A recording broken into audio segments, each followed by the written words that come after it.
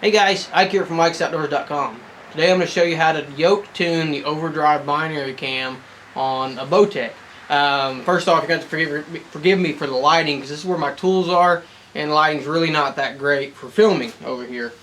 But it's where my tools are, so that's what we're going to have to do.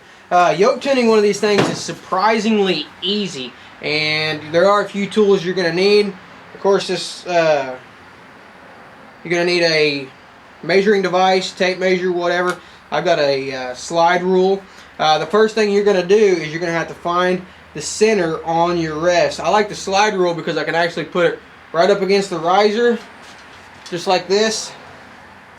I can actually put it right up against the riser just like this, and I can slide this over right to the edge of my arrow, and I can move it up and I can check and I can see.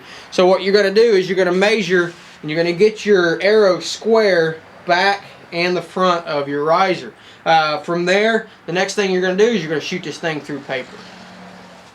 Okay, so I've got my paper tuning rack set up, and I've got a good target behind it. I've got a few holes in there from doing this to a friend's bow, but we're going to go ahead and try to shoot around those holes and see what kind of tear we can get.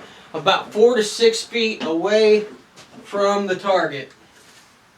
Be sure to use good form whenever you're doing this, because that will mess up your tear if you don't.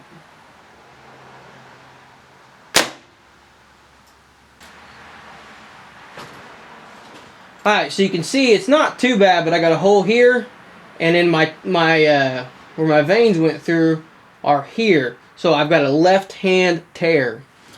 Alright, so now you're going to need a bow press, and for a left hand tear, you're going to put the bow in the press, you're going to press it, and on your yoke, you're going to put a turn in the top and the bottom on the left hand side. That's pretty much all there is to it. Do it one turn at a time until you get it where it's shooting just an absolute perfect bullet hole. So I'm going to go ahead and press this. I've got an easy green press here from Last Chance Archery, and if you're looking for a press, these are definitely the way to go. I really like my easy green. So I'm going to press it, and we're going to add one twist to the left side. Now if we were shooting to the right, we would add it to the right hand side.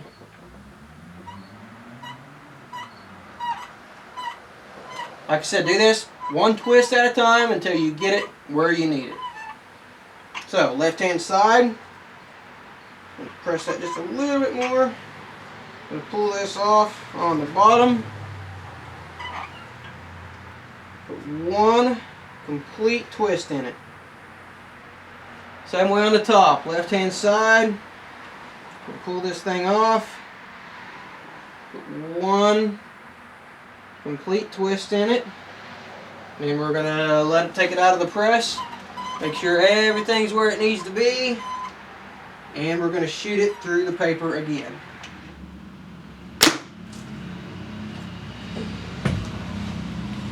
Alright, so you can see there on that one, my hole is here. I've got just a little bit of a left-hand tear. Compared to this one, I took about 3/4 of it out. So I'm going to go ahead and put the bow back in the press, and I'm going to add about a half, maybe a full turn, and go ahead and see if I can get that much of the tear out of it.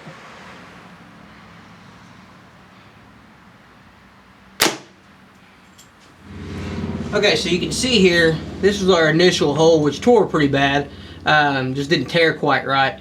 But here's our second hole, and you can see the entry of the field point and where the arrow, the actual veins went through.